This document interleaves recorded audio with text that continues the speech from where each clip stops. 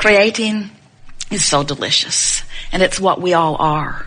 And you came into these bodies intending to sift through the contrast in order to discover more desire. Sometimes as physical beings, you think you're here to struggle your way to success, and we say that cannot be. You can struggle your way into asking. You can suffer your way into knowing that you don't want that and that you want something else. And it's an interesting thing, because when you know what you don't want, an equivalent, equal, counter desire is always born. So this vortex of creation that you have put into motion is filled with the culmination of what life has caused you to create in your asking as you sifted through contrast. Ooh, wasn't that beautifully said? This vortex is full of the vibrational equivalent of the asking that your physical experience has inspired through the sifting of the contrast that you have discovered along your way. You've created a vibrational reality that you hold ownership to, that stands in readiness for you, that waits for you eternally. We think you should get it now, however. We don't think that you should wait anymore. We think it's time for you to get into the vortex and begin to reap the reward, to find the answers, to solve the problems, to feel the exhilaration, to be the being who you have created. We think it's time. And otherwise, you can do it when you croak. It's your call. We are eager to talk with you about anything that is important to you. It is our desire to coax you into the vortex. We know that you're having some step one moments, and we applaud every one of those, because if you weren't sifting through contrast, you wouldn't be asking, and if you weren't asking, we all wouldn't be expanding. So we never want you to think that we want you to get into the vortex and stay there only. We just want you to make the vortex your primary goal. We just want you to make your vortex your main event. We just want you to make not being in the vortex the anomaly that it was meant to be, not the career that so many of you have made it into. In other words, you did not plan to make step one your life's work. If you watch television or listen to those, it is so interesting how people are so drawn to catastrophes, to the problems of life. And we say, you didn't plan on spending so much time on that part of physical experience. It doesn't matter.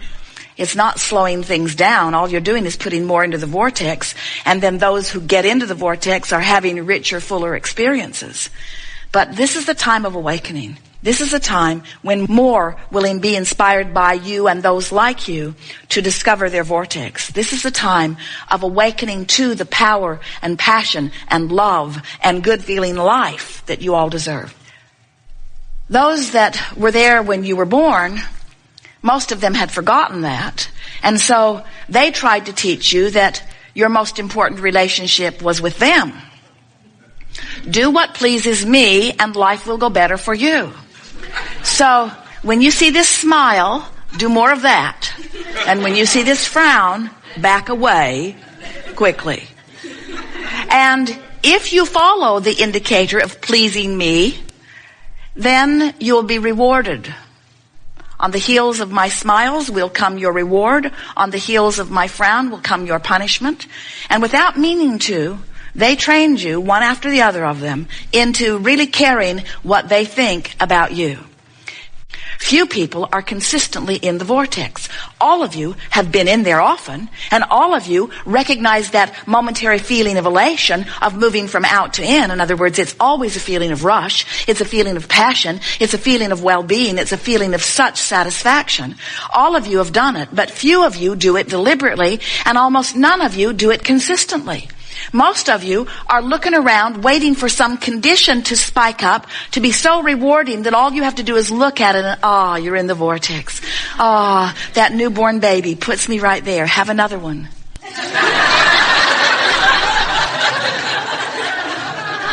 Jerry's trying to talk his daughter and daughter-in-law into having another baby, and they're not having any of it. Esther says we're going to have to mess with their birth control pills or something, because they think they're finished even though we want more. They're trying to call more grandchildren through. Because that newborn baby, that little one freshly here, that one still tuned in, tapped in, turned on, that one who is still willing to color with Jerry.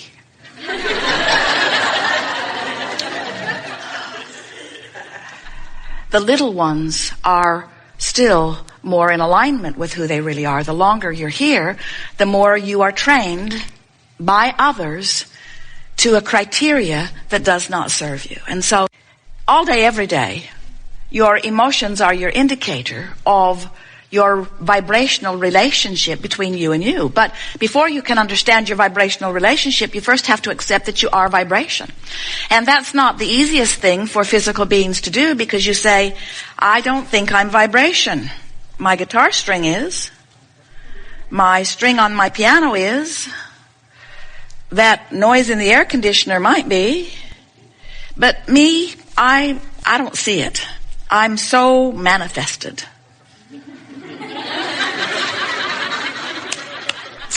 I'm bloody, I'm bony, I'm fleshy, I'm material, but I don't get my vibration. And we say, well, pay a little closer attention. What you see is an interpretation of vibration, because vision is vibration.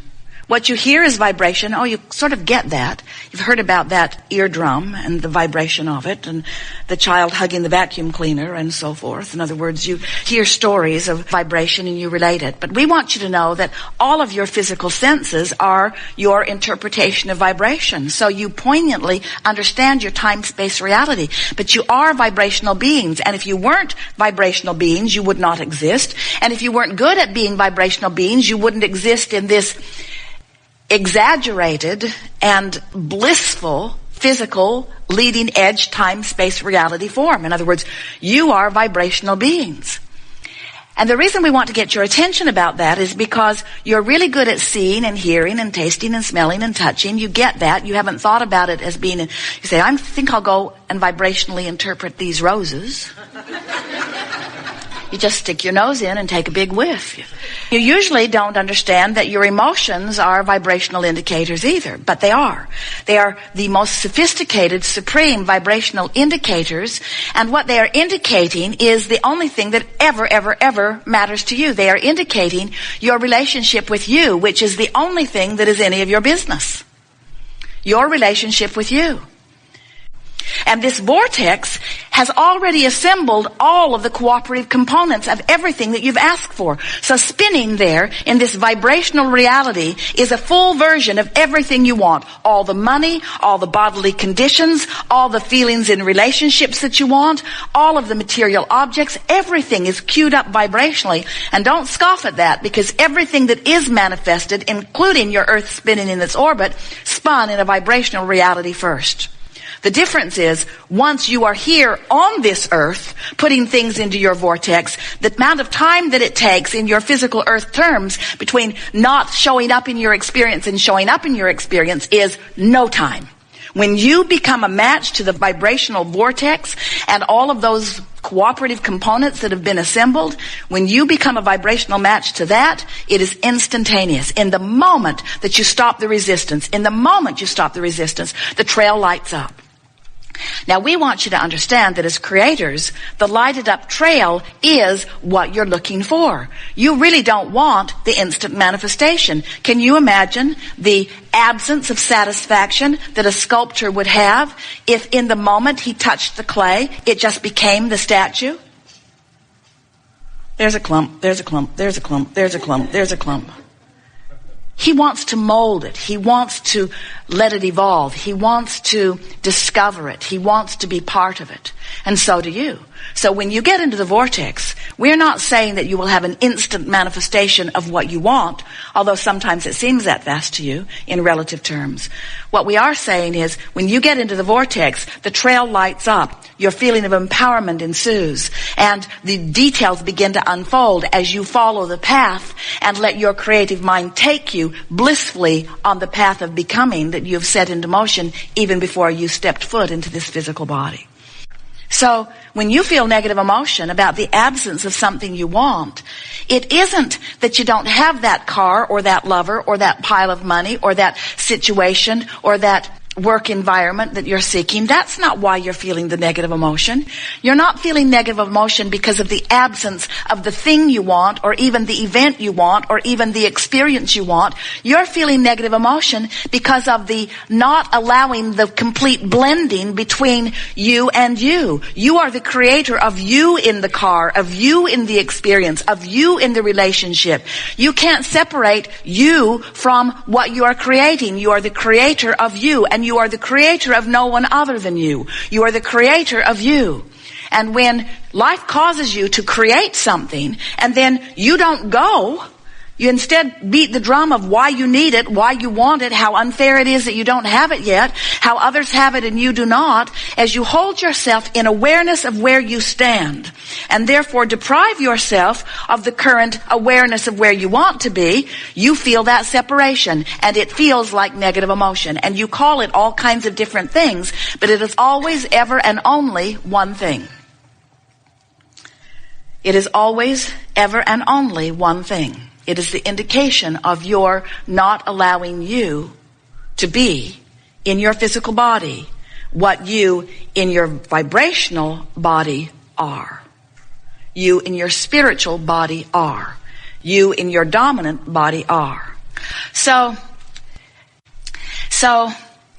when you get it that you are vibrational beings, and that your emotions are your indicator of your alignment, and you mind your own business, which means you mind your own gap, and you don't put so much weight on what's going on with others, and you don't try to please them, even if they employ you, even if they have some sense of what you call control over you, if you will let go of your desire to please any other and you will replace it with your desire to be in the vortex, we promise you, every relationship you have will improve, and you will thrive in ways that those not in the vortex cannot even begin to understand.